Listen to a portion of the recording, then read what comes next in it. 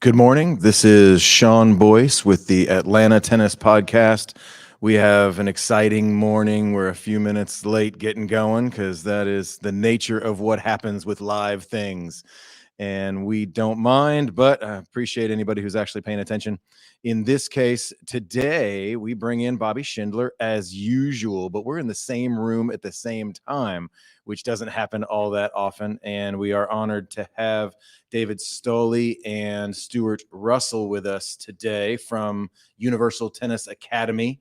And they are going to talk about all the cool stuff they do, as well as catching us up on some college recruiting information, which is kind of a year-round process from what I can tell. It's not even that. I just say the kind of thing. My child just turned 1 year old yesterday, so we're already starting him on the career path. So we're going to get him going, but I think that's a longer-term plan. And we're going to find out from David and Stewart some ways to get him started. But if you're interested in your kids playing, you think they're good, checking out their UTR, you start having those questions and say, hey, can we play some college tennis? We've talked to Billy Pate previously. We've talked to Luke Jensen. We've talked to some others about the college recruiting process, about how UTR is used, as well as how our local coaches are integrally, they're integral to the process of getting those kids to be able to play college tennis. And we brought in two of the most competent that we know to have this conversation. So Bobby, good morning. I appreciate you actually being in the same room at the same time. It's good to see everyone. Thanks guys for coming out. We appreciate it.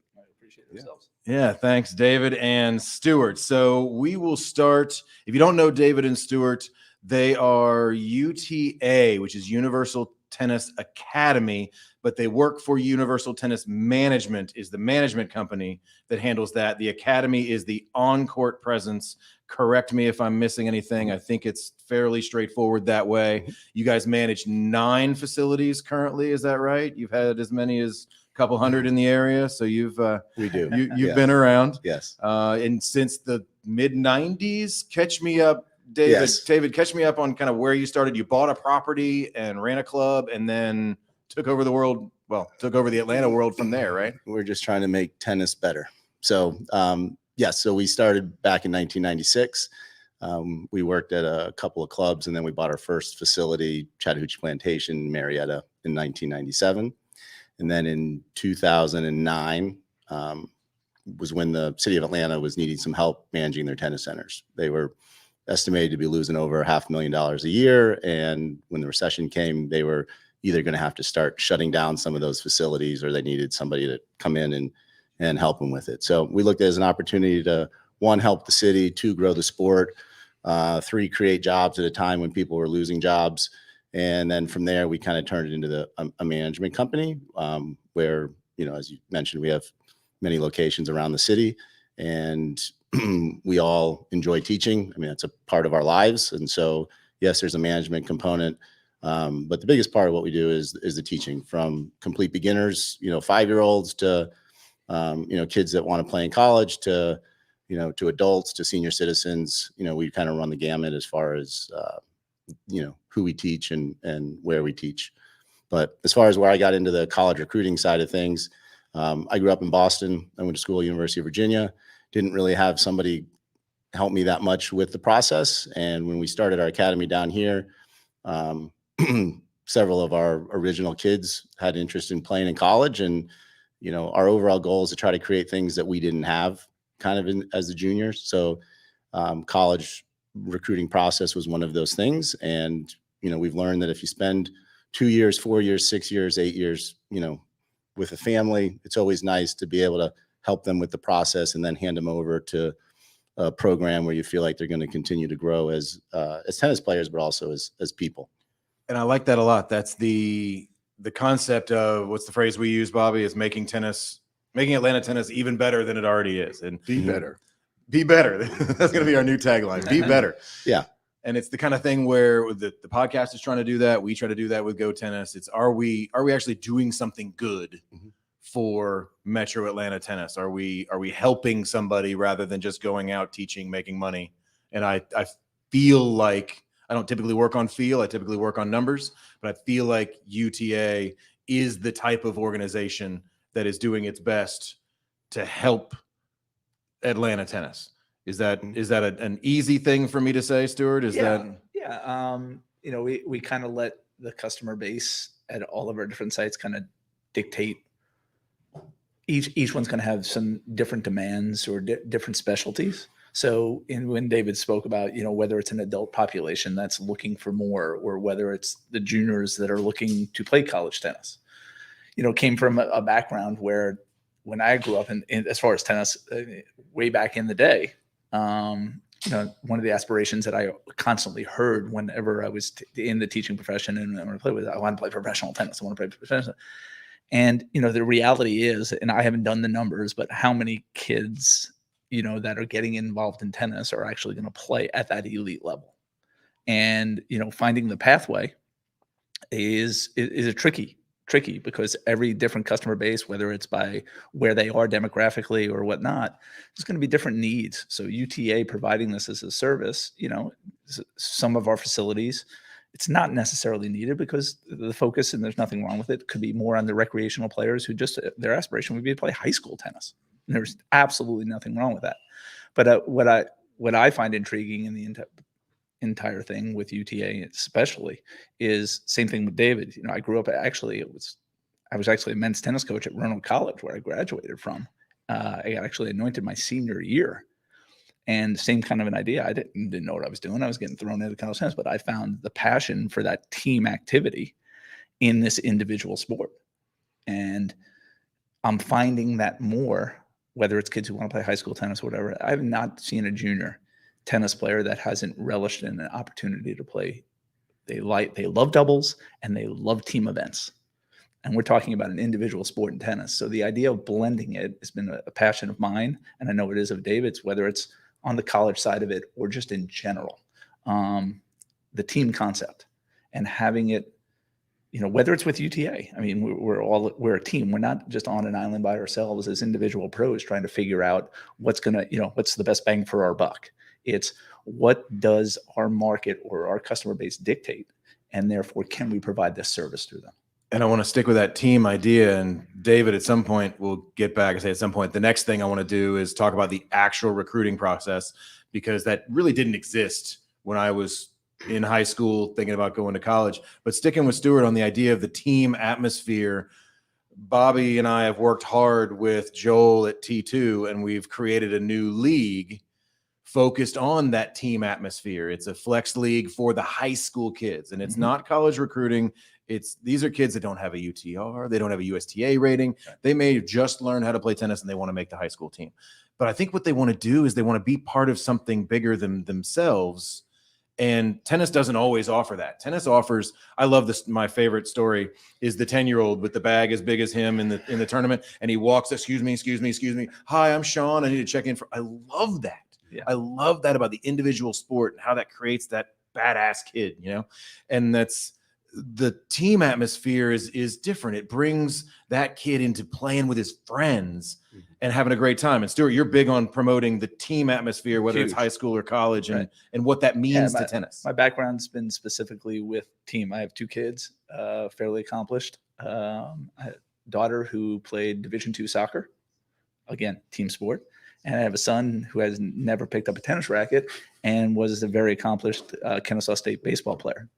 Came through the JUCO ranks and then was able to be very accomplished at the Division I school in baseball. Again, another team sport. So I basically took that mindset, and then me coaching in college. Tennis was more of a team atmosphere. I started years ago. I participated in all the USTA functions, zonal competitions that they did. And then one of the ones that stands out to me that I did was the inaugural season of the National Spring Team Championship, which was in Mobile, Alabama. Scott and Lorraine Novak put on a phenomenal event, and it started, I want to say 2015. I could be off a little bit, the first year in its existence. And I started that inaugural season, and that was an opportunity for me to get a feel for the kids coming from the highest level kids, level 1 tournament. So the highest level kids coming all over the country. What was very intriguing about it was the idea of how much the those individuals that had aspired to be the top in their whatever region they participated in, how much they enjoyed the team aspect of an event rather than then just going out there and either winning or losing on their own. And it was an event that was near and dear to my heart. It started as my inaugural season, and I did it all the way up until last season, which I participated in just prior to COVID. Won a gold ball as a coach, which was, and it kind of went out on top, which was great. Nice. But I keep in touch with, what was great about it is it's amazing how I kept in touch with so many of the kids that, whether it was zonals and whatnot, through the years. And it was simply because of the team environment. It had nothing to do with their individual. I wasn't that lightning rod coach. I do have a lot of energy on the court, but when these kids come, they all know how to play tennis when you're playing at that level. But it was amazing to actually decompress for a minute and watch them actually lose a tennis match, but stay and cheer on their teammates. Just like in any other sport. My son, who is a very accomplished baseball player, had to sit his first couple of weeks playing at his Division I school. What are you going to do? You going to cheer on your teammates, or are you going to sit there and sulk? And I found, with tennis on the individual aspect, and then, he gets his opportunity. If you get your opportunity, you're hoping that you put on a good show in front of the coach, that when they do give you an opportunity, not only you, but the rest of your teammates are going to recognize that you had their back whenever they were doing it. And I think it's something that's lost in the junior tennis circle a lot. And I just have a passion for the team aspect of it, and blending this idea of this individual sport and make it more of, whether it's high school tennis or whatnot, the team aspect of it is just something that's near and dear to my heart. And Bobby, you see that a lot because you've got a local high school that plays at your facility. It's just an amazing atmosphere, even at the high school level, the kids yelling and screaming. It is great. And I think we're in a really transitional time with tennis, from the perspective of the old guard, the old 50-year-old white guy who grew up, unfortunately, in a more individualistic sport. I like Stewart. I came out of baseball, so everything I did was team. That tennis was introduced later, and I always felt like an outcast because I didn't come from that mentality. I came from a group of guys, and we cheered for each other, and I think it's great, and I love what you guys are doing, and I think we're seeing it change into the conversations we had with Luke Jensen, Billy Pate, and I know Austin Smith. Austin Smith, one of the things he talks about not liking the pro tour was not having teammates. And the frightening numbers of how many of those kids who train their whole lives to play college tennis then quit altogether. That 70 to 75% of D1 tennis players never pick up a racket again.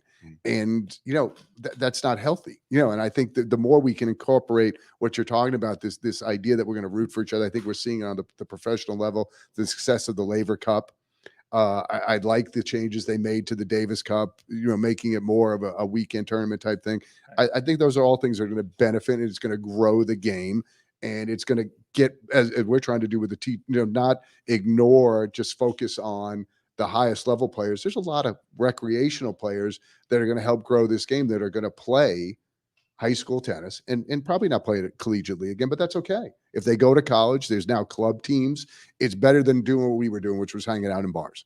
So, I think all the stuff that is going on is only going to be a positive, not only for the kids growing up, but for the growing of the game. So, and I think that's one of our biggest challenges, though, is it is an individual sport. Yes. And we lose a lot of people to, basketball, baseball, soccer, to all these, because they want to be with their friends. Yeah. I mean, kids want to be social.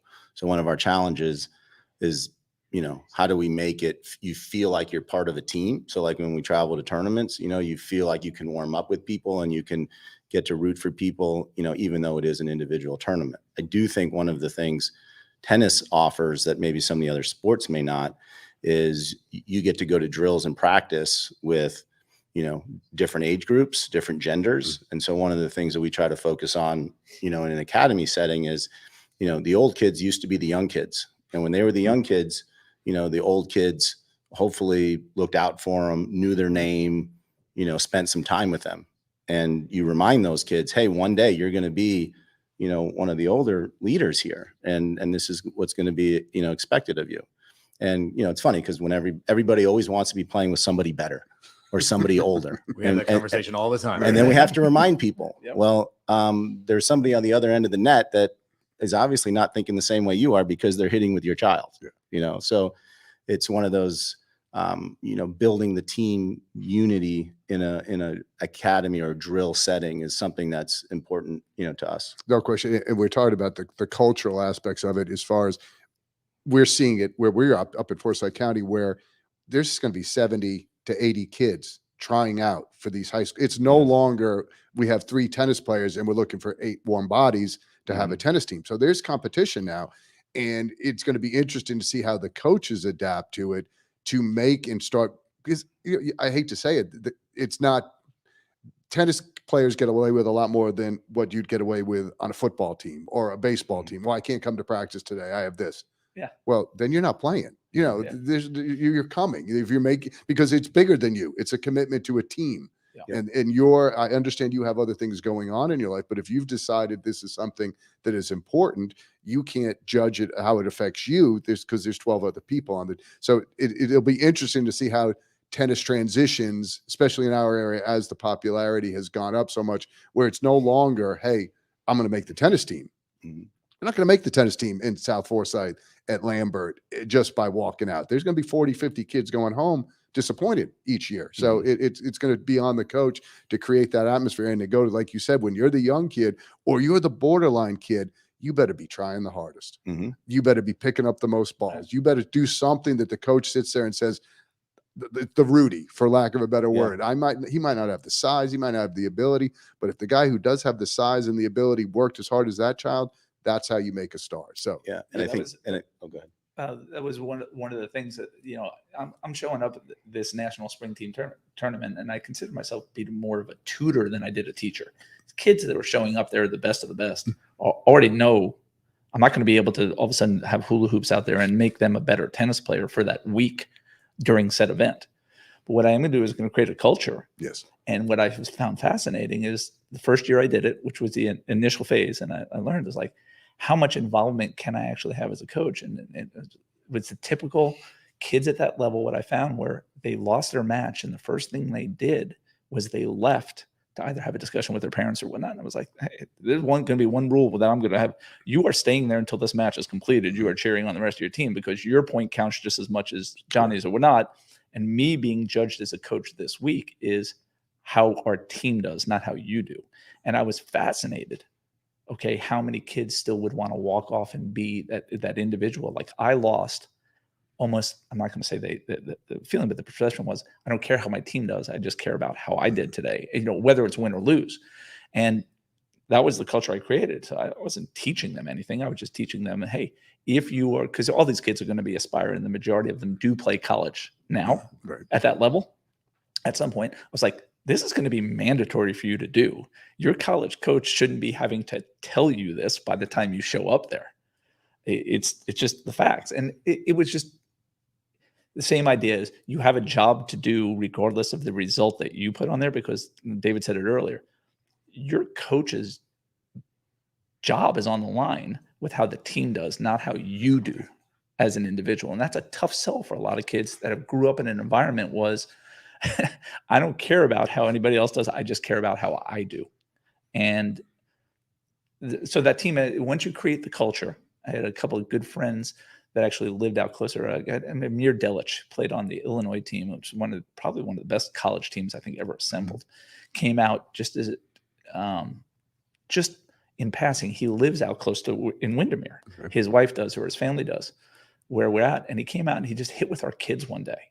And it's near and dear to my heart when he said this to me. He goes, the atmosphere out here with your kids is just like what I felt like at Illinois. It was just the culture of the atmosphere. It's like they're all really genuinely interested in how everyone else in the environment here. And I was like, wow, that's the best compliment I can get, because I'm a team guy, rather than them just worrying about, there's a couple of kids that are kind of falling off that day in practice and whatnot. But the rallying by the other kids to get them and it's like, hey, we got this. Come on, we create that shouldn't be a coach's job. And that's what I'm talking about in regards to that event. When I did that event, I was like, I'm tutoring kids. I'm not teaching kids anything that they're not going to need to know at the next level. And I think that's the part of the team concept that I would love more people to embrace, whether it's on high school team or not. I'm sorry. And reel me in if I go too far, but you brought up something, and I think this speaks to your guys' success, is that you as an organization or a team, you are a bigger entity, as we spoke of previously, that you all wear your hats and are comfortable with the hats that you wear, even though there's big time coaches with big time success. Everybody does their role and does it well, and historically has done so. And I think that starts, and it makes it easier to permeate into your academies when the kids see what the example that you guys have set and the way and the success that it has brought to you guys. And I think from the tennis perspective of, you got the pro who's got a hopper in the back of his car, who's going one facility to the next.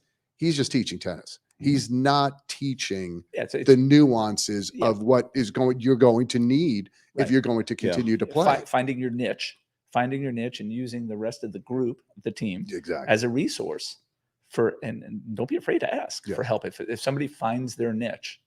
We started out at the facility I'm actually kind of overseeing, or was continuing to oversee at James Creek. And we found our niche was on the female population of high level players that wanted to aspire to play college tennis. And so that was our niche. Use people as resources, talk to David, and then start to develop some relationships with coaches. And switching gears back, I want to talk about, you say you've got a lot of those kids looking to play college tennis. I want to switch back to kind of where we started, David, and say, okay, tell us about the actual recruiting process. Because a lot of people have this picture of this cloud of who knows, who do you call and where does it work? Is there a structure that can be walked through that just says you do these things and it will work? How does that work? Yeah, well, first of all, I think everybody's different. Everybody has different goals. So, over the last 25 plus years, we've probably sent over 300 kids to play somewhere in college. My job is to kind of help tell their story. So usually working individually with families works a lot better because I've got to listen. And, some kids, are really good when they're 10, 12, 13. Some don't start till they're 14. Some walk in with US News and World Report, that lists the top 100 schools. And they're like, David, I don't care how much I have to write a check for. I want my kid to go to the highest rated school on this list. And the very next person comes in and goes, hey, David, I don't care where my kid goes to school. I just don't want to write a check. And, and there's no right or wrong. My job is to kind of listen, and it's kind of been a blessing over the last 25 years to, obviously we've worked with hundreds of schools. My job is to not only tell the kid's story, but also to work from the coach's side as well, because you're not trying to get one over on somebody and squeeze somebody in somewhere, because if you try that, it's might work for a year, but then the kid's not going to be happy or the school's not going to be happy. Then they're going to call me wanting to transfer. And then 3 years later, when you have a kid that, might actually be a great fit at a school, the coach is going to say, is this one for real? Or are you trying to, get this one past me type of thing? So I always tell people that, because I want it to be a good fit. And sometimes, I work just like a guidance counselor. You've got a set of reach schools, realistic schools, and safety schools. And people typically spend 95% of their time stressing about the reach schools. And oftentimes there's no real reason behind that other than they've seen that team on TV playing football, or they see that they're a top 10, school, and they just think that's where they need to go. I always say, have you ever been on campus? No. Do you know the name of the coach? No. Do you know anybody on the team? No. Then how do you know you want to go there? And so part of my job is to, help them start the process, try to get them to be open-minded to a lot of different things. I typically like to start with a bigger list of schools. So some kids might have 25 or 30, schools on their list. And then we try to work our way down, because really you're just trying to marry one. It's not like you're trying to pick 5. You're just trying to pick one. So the goal is, I start with a list of questionnaires, which just gets families kind of talking, because it's not just a kid decision. It's obviously it's a family. It impacts the entire family. So you want to get everybody involved. And questions are, starting to get them think about size of school, location, where do they want to fit in the lineup? Do they want to go somewhere where they don't have to stress about being in the top 6? Do they want to go somewhere where they just, can say they're on the team? So that's part of it. And then another question is, some people, they need athletic money. Some people might be able to qualify for academic money. Some people might be need-based, and then understanding how that works. A coach can help tag an application, to help you get through admission, whether you're getting money or you're not, because there are a lot of schools, your Ivy Leagues, for example, they don't have athletic scholarship money, but coaches do have the ability to, tag your application and, help the requirements, help you to be able to get into the school. So my job, we typically start in their junior year. Sometimes we have people that are a little bit anxious. And I always say, listen, if you're losing sleep and you're a freshman or a sophomore, I'm happy to talk to you. But you got to remember, we're talking about college coaches.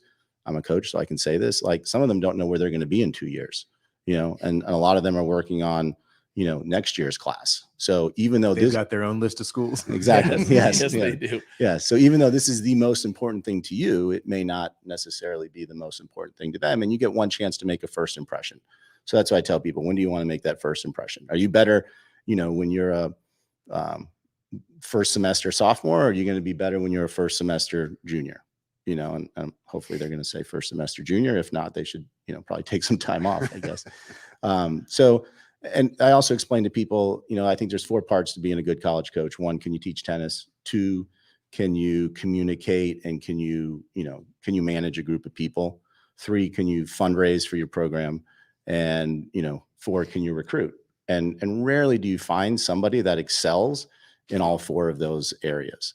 And there are a lot of great places out there where, some of the coaches, they may not feel like, their job is on the hot seat. So, they may not spend as much time on recruiting. We've had kids that have, tried to reach out to certain schools and, got no responses after 5 emails. And I'm, that's where I'm like, okay, well, here's where I step in, and I can reach out to the coach and say, listen, you want this person on your team. I'm not sure what you're doing.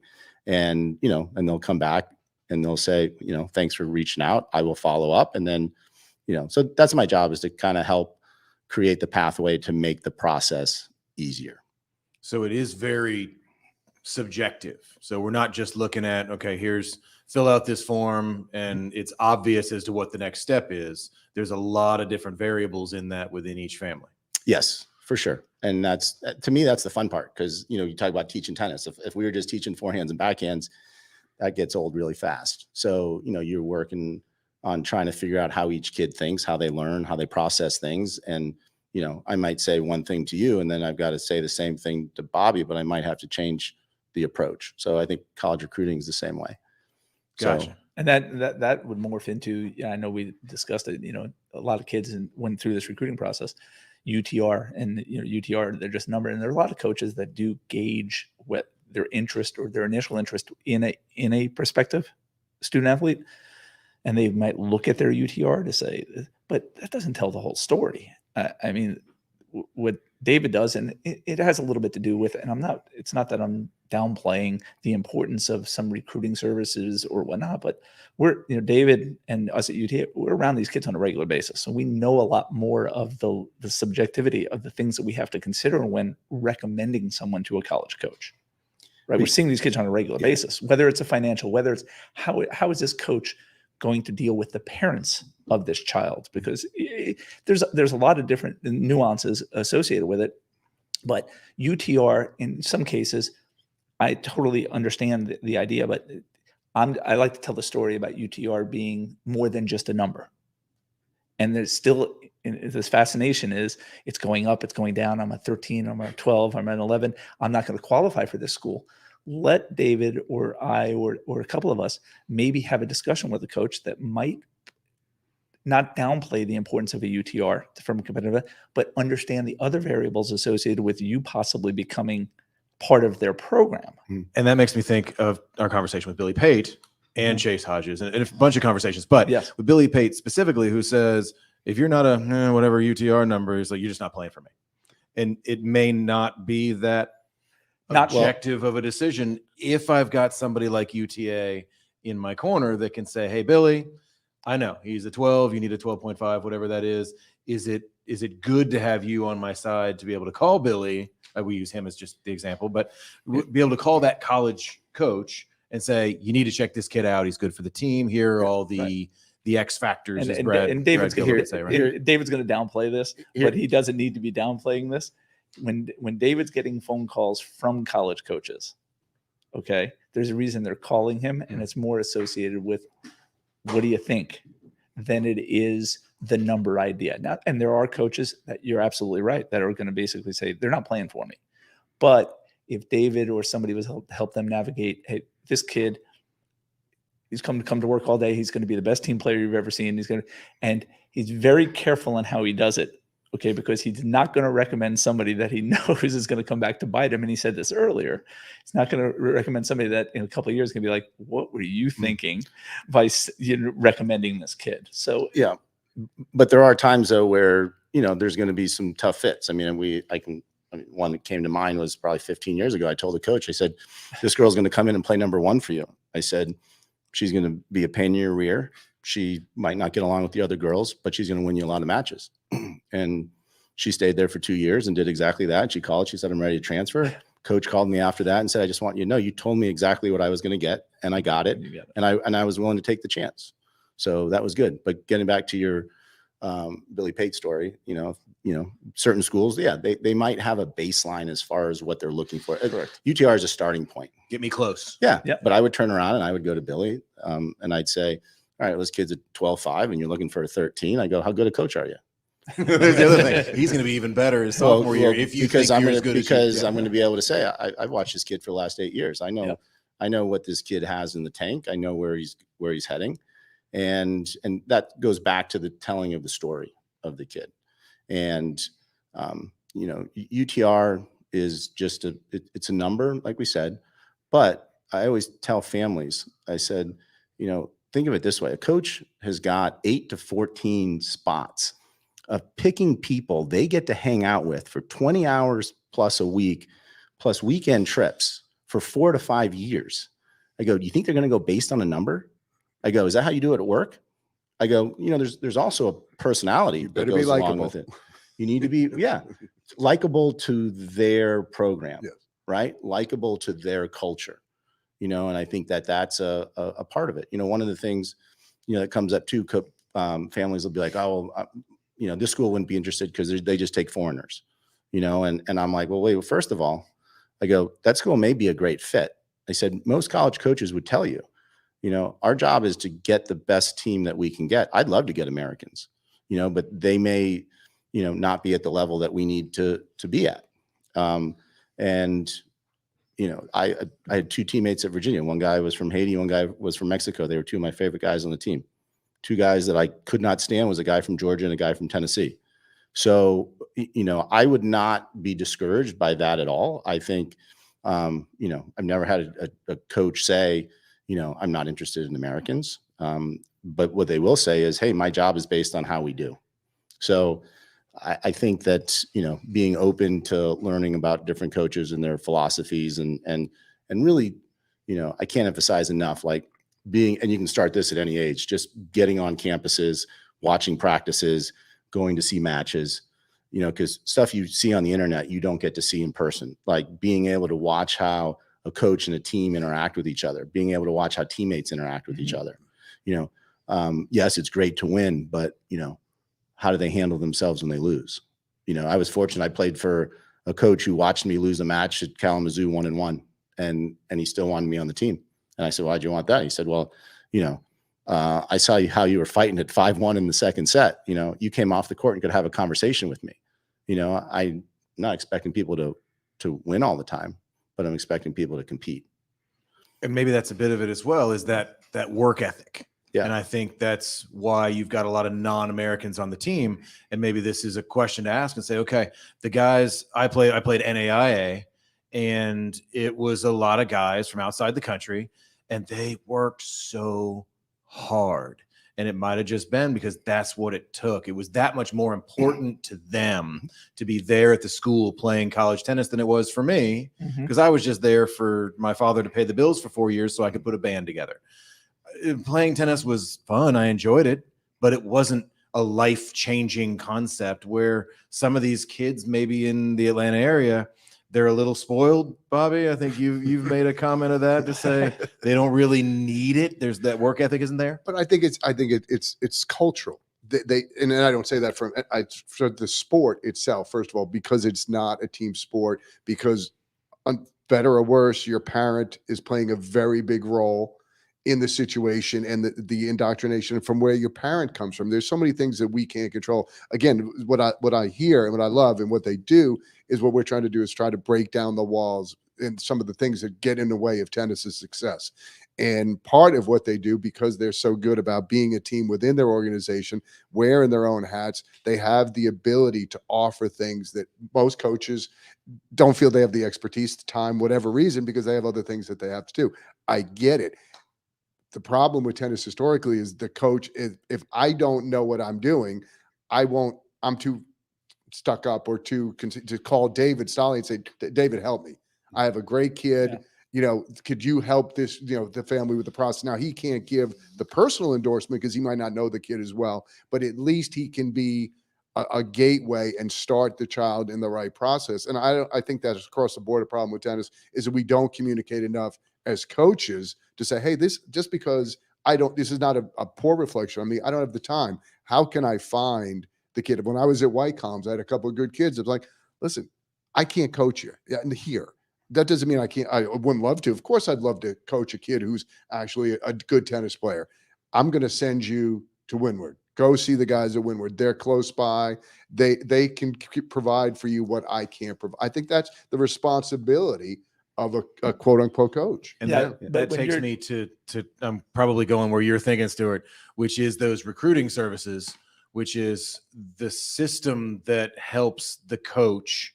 Maybe my coach in high school doesn't have the time or the energy or even just the expertise. I mean, so many Right. tennis coaches are convinced these days they have to wear all the hats. If I'm Mhm. just working for myself, we got a lot of those guys here. Yep. Really just working for myself. I got to wear all that. I got to do everything or I'm going to lose this kid or Yep. he's no longer going to be my client. But I think the families are going to appreciate going to someone who is an expert in that. And you guys know a lot about those. There are plenty of recruiting services. I can right. go to the .nets out there that kind of help me through that system. I think UTR has all their new magic systems that are supposed to help, and I haven't researched any of that. So I got to Right. lean on you guys to help me understand those services. So we meet with Chase, a good friend of mine. Chase actually Roanoke, Virginia, where I was actually coach. He was actually, there are two rival country clubs in the area, and Chase was actually one of the directors there, Chase Hodges, which is, long story short, this tennis is a small circle of people. But when we had this discussion with him, it was like, yes, the recruiting service is going to, getting back to Bobby's point about the recruiting services versus the personal, the touch and or whether it's UTR, telling people the story is the end. We talked to Chase about this. Getting back to having somebody as a number and that being an important idea, doesn't tell you the whole story, and it doesn't tell the recruiting stories. What if I told you that the majority of the backdraw matches, this person pulls out, just don't play because they don't want it to impact their UTR. And I know Chase alluded to this in the podcast when he did it. It all impacts your UTR. So let's get rid of that. It's a misunderstanding. But it's a misunderstanding. But the bottom line is we still have kids and parents allowing that to happen. Even in the USTA circle, you can look back at USTA tournaments across the board and look at the backdraw and the consolation matches and how many kids are pulling out. Right. If you're a college coach and we're able to tell you the story, but you're able to look and see withdraw, and unless the kid has an injury in it, that tells me a lot about what I don't want on my team. The kid who's not ready to be out there. And go back to your point about the foreigners versus the Americans, they just want to play.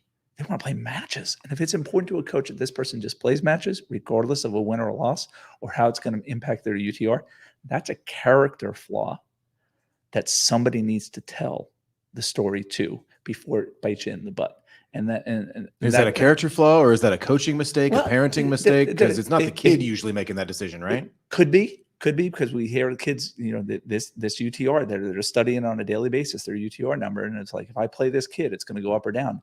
I don't know if it's the parent, but I tell you right now, it is coach's responsibility either to intervene one way or the other and basically say, okay, we don't do that. We play.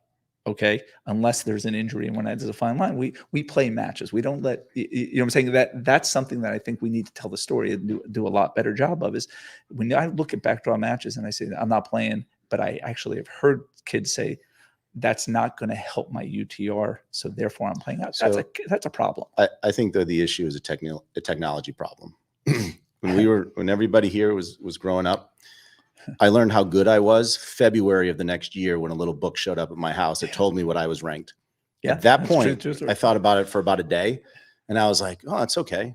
Oh, it's better than I thought, right? And then Cool. the next day I went back out to playing, right? So we spent all of our time focusing on getting better, where now with technology, you know, we're human beings. We like control. We like to being able to manipulate things, right? And so we're always trying to, you know, figure out the system, right? And so we've gotten away from doing the things that we need to do to get better. So what are you doing to your game to improve? Not what tournament am I not playing so I can't hurt, you know, my rating. You know, I had a girl, you know, she wanted to be top. This was probably 10 years ago. She wanted to be top 50 in the South. And I said, great. I said, how are you going to do it? She goes, I got it all worked out.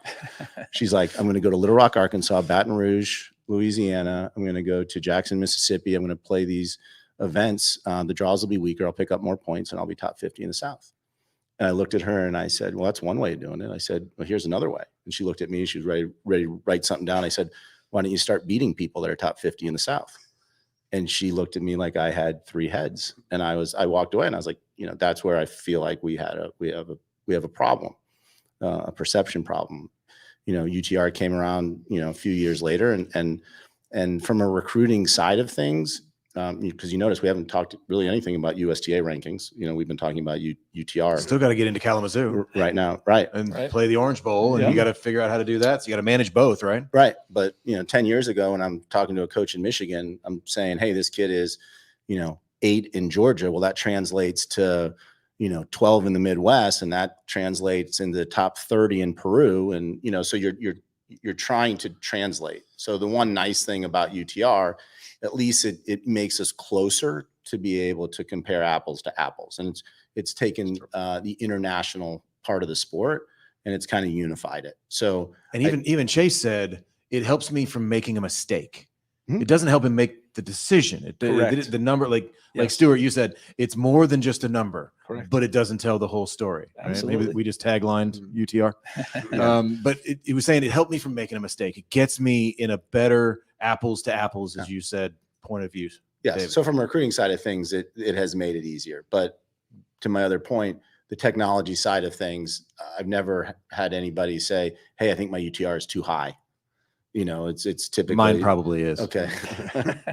But it's one of those things where, you know, I think kids and parents, you know, I think we're way too into technology, like, and we're getting away from what parts of my game am I trying to work on. And if I'm working on something, guess what? I might take 1 or 2 steps back. But if I'm playing a tournament that weekend, am I going to try those things that I'm working on? Probably not. I'm going to go back to what I'm comfortable with because I'm worried about the technology that's going to happen Monday morning. You know, so I feel like that hurts us. It's one of the reasons we brought up this T2 league is if I'm not worried about my UTR for a match, what would I do? Mhm. If I'm not worried about college recruiting for a match, hey, what happened over here? Oh, I serve and volleyed the whole match because I got a doubles thing coming up, and I stayed at the baseline. I just hit only drop shots. Whatever it is that I get to work on that we did back. I said we all say back in the day, right? That we did saying, hey, you know what? I went to work on something. I needed to work on something. We look up and we watch the professionals every once in a while. Why did Alcaraz lose to that guy?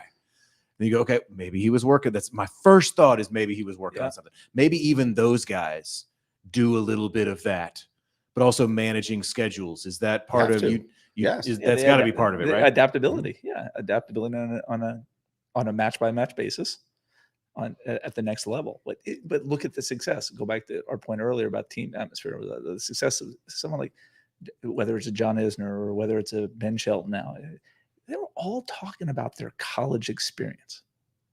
They don't just talk about, and it's so well-rounded in when they speak about it, that it almost sounds like that's the highlight of their life. I mean, those people are going to relish in these team events. I mean, John Isner always talks about his time at University of Georgia. Ben Shelton is on a regular basis.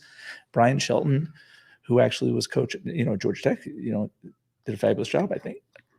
Amanda McDowell, who was NCAA singles champion, that worked with, went to Georgia Tech, came through our program or whatever. But these people, the well-rounded aspect of those people and their adaptability, I look back and I say, that kid genuinely loved college, right? And not just the success on the pro tour. When I watch Ben Shelton, that's what I see, a college player. I don't see a professional tennis player right now. I see a college player that worked in. wasn't distraught over losing an individual match. Might have been working on things. I'm sure. I think he played at one point. It started there at 6 singles, and worked his way up high in the lineup. I'm sure when he lost a match, Because he's a football player originally. Yeah, I or mean, something. that's one of the But- reasons why he's but- probably not burned out already. but Exactly. right, exactly. It's just that atmosphere of him and losing a match, but feeling like his team was still successful. I think is just huge for kids. So whether it's playing high school tennis, I have never once had a kid, and I know there was coaches out there who say, don't play high school tennis. Coaches know what I'm talking about. I've never once done it because I understand the atmosphere that's right.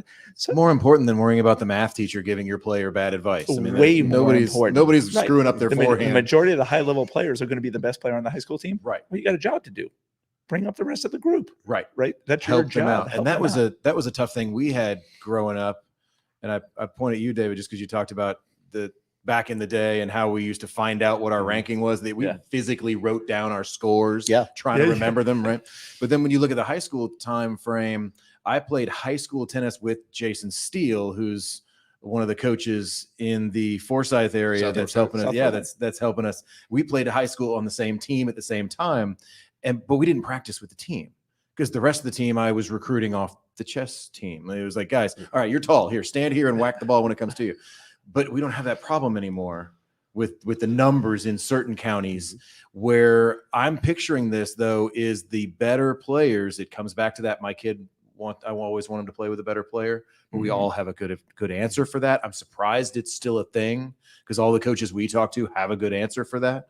But the better players being part of a team and being able to bring in more than themselves and see that larger picture for themselves is more than just the UTR. It's more than just even what my coach says. Yeah, he's a good kid. But is he a good teammate? Yeah. Is he somebody that can handle adversity? Is he somebody that can help somebody else handle adversity? You know, because I mean, what's tennis? It's a microcosm of life, you know, and typically how you handle yourself on tennis court is going to be how you're going to, you know, handle situations in life. So, you know, we use it as a way of getting to connect with people in the next generation and hopefully, you know, be impactful so that the way they handle and learn how to handle adversity will be, they will take that with them for the rest of their life. Making better people, A right? small Yeah. sample size of that. I recall a story that happened in the second year that it was a National Spring Team Championship. They awarded gold medals to each participant on the team. There was a year that there was the second year I was there. There was a team that won. I did not coach this team. There was a team that won, and one of the individuals that played in the younger age division did not win one single match, and he still won a golden ball or a gold medal because he was part of the winning team. He lost every single match, doubles and singles, and he still won. And there was an uproar from not only I cannot believe this individual won a gold medal and didn't win a match. Didn't tell the whole story. The kid was there like he was participating in something bigger than me. It's not like he lost every match and he was wearing it on his chest. He was cheering on the rest of his teammate for the rest of the week. So I was like, and there were actually parents, I believe, who were writing in on this story saying that the kid didn't deserve a gold medal. And so How many Alta teams? Well, so my Come on, my man. point was I almost would refuse to coach if this kid didn't win a gold medal. I would Yeah. never coach there again I because come this down on kid the was other part side the of team. that completely. Right. And my point is I could not believe there was an uproar that this kid didn't lose a match because they don't know what this kid was doing. Now, if this kid was running off and sulking and crying because he lost every single match, okay, it'd be one thing different. Probably didn't deserve it, but let the coach make that decision for that. This kid's lost a match and was still cheering on the rest of his team the entire rest of the day through not winning a match. But guess what? The ceremony, he got a gold medal just like everyone else on that team did. I go to a baseball Crazy story. reference. Of course, Bobby. I strike out every time in the Yeah. World Series. My team still wins. Do I not get You my get a ring? You get your ring. You get a ring. get a ring. And that's where the team aspect just makes a huge Well, makes a huge difference. as we always talk about, we get in these roundtables, and 4 more shows, topics have already popped up on my mind. Being by far the oldest at the table, though I have Stewart, I think, by 3 weeks. I laugh at you guys talking about technology. My idea of technology was, well, I'm so old, we didn't even play tournaments. That, you know, people ask me, did you play? What was your ranking? I was like, ranking. I was 20th at my club. I didn't need to go play someplace to lose. I could lose any day of the week. Now, I didn't know that we had Greg Kasha, Chris Garner, Randy Vigmestad, Sven Saluma. I mean, there were some serious players playing.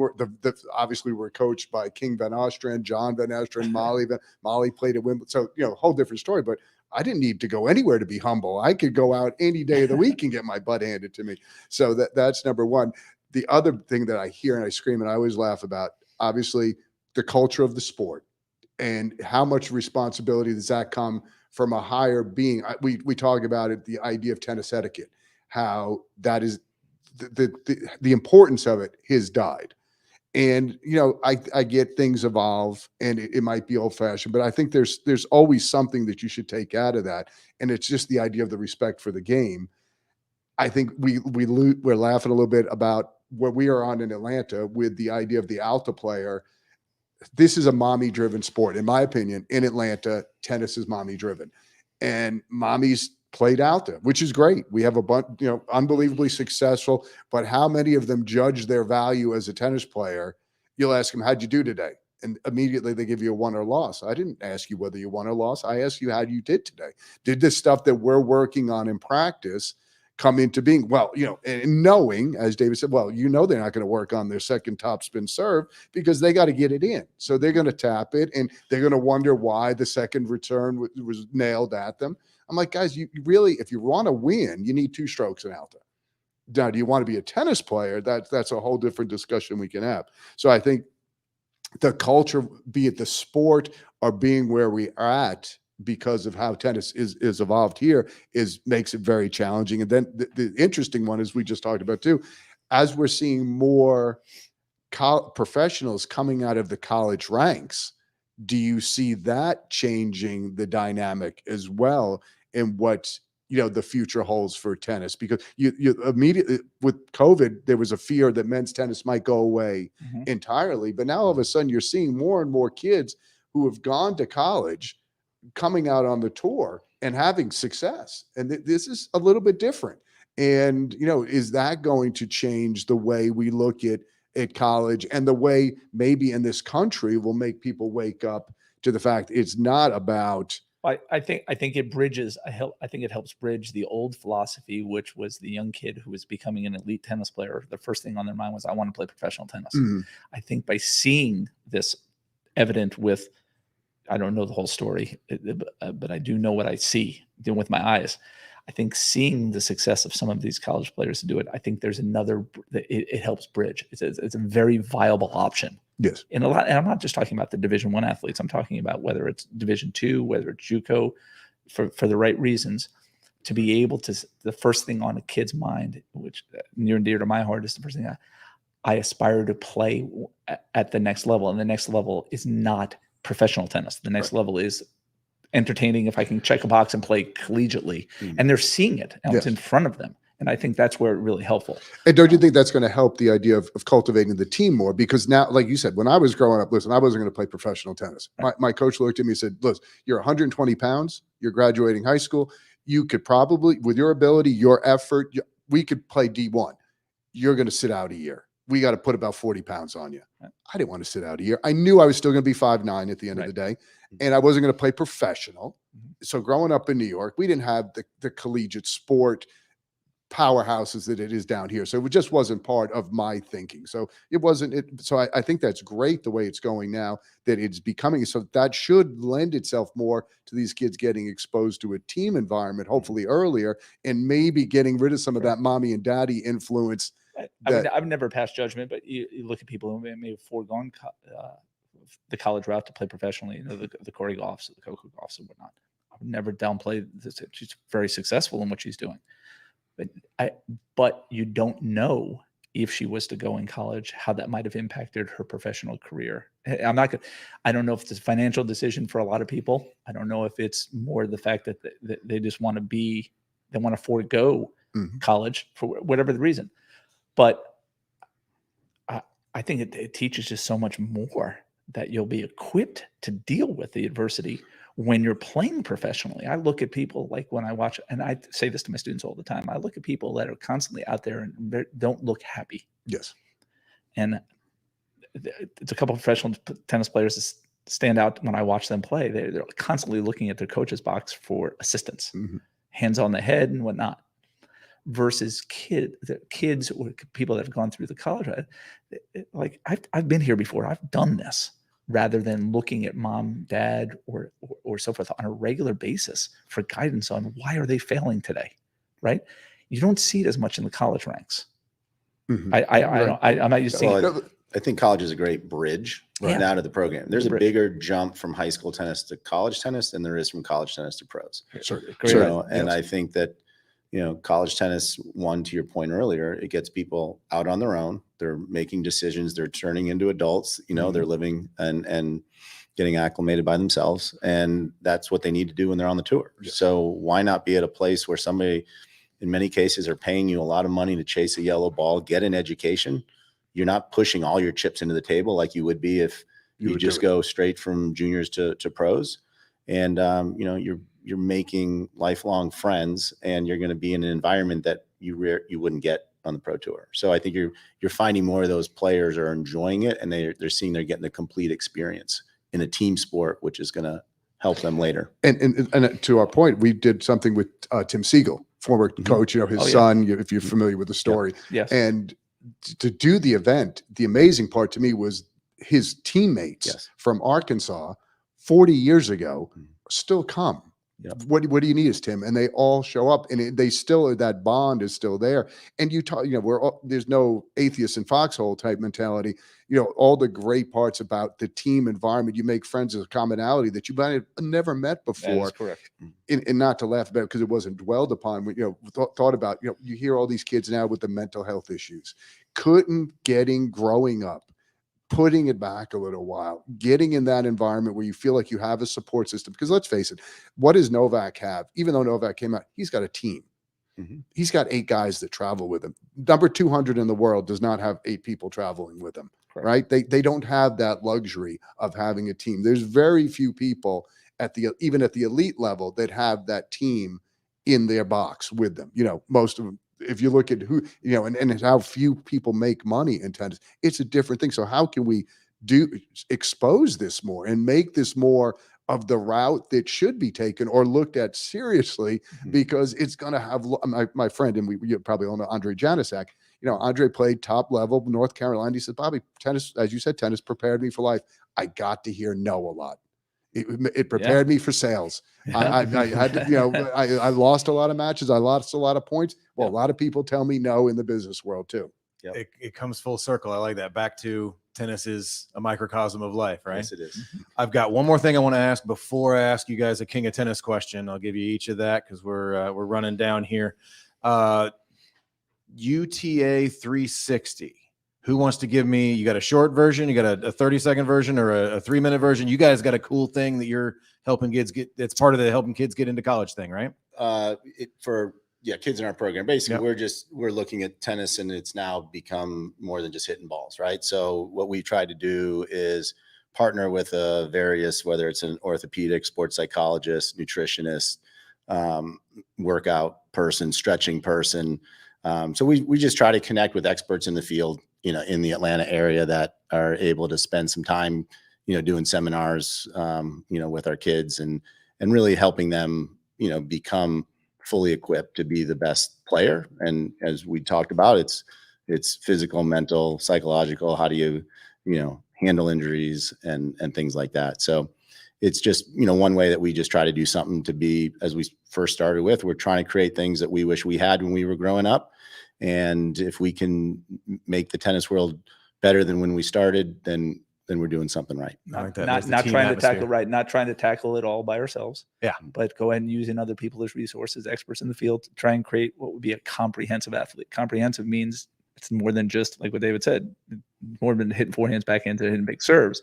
There's nutrition, there's other aspects of it. So not being afraid to say we need help, like Bobby mentioned earlier, and going out and finding some experts in the Atlanta area, because they're here, the people that near and dear to their heart, this is their specialty, and not being afraid to say, hey, can you assist us with this? Because this is not our specialty. And that's the team aspect. And that, not trying to tackle it all by ourselves, but go ahead and reach out to other people that might be able to, help our group get better and become more comprehensive. Yeah, I love it. That's fantastic. So to finish up, I've got a king of tennis question. It's one of my favorite things is I'll let you guys decide. It doesn't have to be college recruiting specifically, but sometimes in this case, I would say, all right, college recruiting, is there anything, if you were king of tennis, is there anything you would change? But I'll allow you to zoom out if you want to about anything in tennis.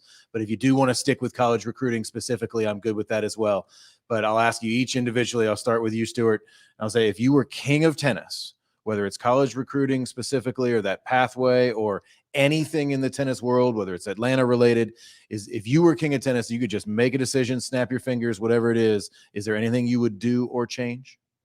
I would love to be in, whether it's USTA or UTR offices one day with the higher ups, and basically figure out a way to make team, whether it's doubles or whether team events, become extremely prevalent for the health and sanity of those that are only playing individual tournaments, singles only, and highlight it. The only way to do it is possibly to get more points for team events, higher level, or even doubles events, which I know is a tough sell in an individual sport, but to actually glorify it and bring it back, the importance of doubles and or team events, rather than just every weekend, multiple tournaments that are basically singles driven. For a while, I have not found one kid that is used to playing individual singles events ever said to me, I prefer, or I really like doubles and I love team events. And I think it's because of the breath of fresh air. So if it came for tennis, I would highlight or glorify more of those events, even if it was on the professional tour, which I know it's not going to sell, or whether it's US Open or whatever. I find it amazing that they only show the finals of doubles, right? But or whatever it is, whether it's mixed doubles or just that whole concept of bringing that back, bringing that whole concept of glorifying it, whether it's the Davis Cup, whether it's the Laver Cup, get more involved in those type of team events, because I think you'll find that the individuals that are participating find them very relieving, as opposed to the constantly battling it each week on having to judge their own results rather than their team results. Good for mental health. Yes. Good for the future of tennis, getting Yes. into league tennis, talking Atlanta specifically. So we need a format and we need an incentivization system. All right. Call me next week. I need answer. Format, incentivization. I love it. My king of tennis response is going to be a little bit more geared towards tournaments. I think we should have some tournaments during the course of the year where when the kids sign in, the parents also get to randomly select another player in the draw, and they have to go watch that player play as opposed to watching their own child play. And I think by the end of it, then parents are going to be less stressed because they're going to get to watch somebody else play and hopefully enjoy the sport of tennis. Their child is going to be able to tell the parent at the end of the day how their match went, and then they can be happy for the rest of the day. So how are you going to incentivize me as the parent to not watch my own child rather than just drawing a rule? I think there's a lot of parents out there that would like to have less stress in their life. So hopefully you'd want to do it. Stress-free tennis. Stress-free tennis. That's exactly for right. the parent. I'll take it another direction, which I think this is a great idea. It also allows the parents to have more interaction. I mean, I always tell the story. I played tennis from the time I was 13, and this is what I do for a living. I'm 58. My mother has seen me play tennis one time in my life. She never missed a baseball game. In a baseball game, there was a crowd. In a tennis match, you're isolated. You were in New York, you were behind glass, so you were looking down. So the ability to feel like there's a purpose for you to go there, and then, oh, by the way, look at another child's demeanor and sit there and say, oh, I don't want my child to act like that, or I do want my child to act like that. I think that's one of the best things I've ever heard. I love the absolute idea, and it goes back to what Stewart was saying, and I think encompasses everything: the ability for people to step out of their comfort zone. So important, as we talked about. Listen, you're not going to be better until you're comfortable stepping out of your comfort zone. Yeah. So love it. Very true. Love it. Very, very interesting. Same thing with my mother. My mother actually knew everyone on my son's baseball team's stats. She knew them by name. Yep. She knew how to cheer for them. Yep. And she knew what their stats were. Yeah. And not just her grandchild. Yeah. So that idea It's a camaraderie. is more of that. But again, that's the team aspect. She And wasn't it's better doing than what I was going to come up with, which was more of that searching for Bobby Fischer thing where you got to stick all the parents in the basement because they're not allowed to be in the room because the parents are awful Yes. and we don't want you around. Yes. We'll just have you watch on the screen. Yeah. Just maybe we need more of where the Atlanta Tennis Open has their air conditioned suite and all the parents have to go up there and you have to sit next to the parent Yes. that your Of the kid is playing opposition. against and you guys have to cheer and figure that out.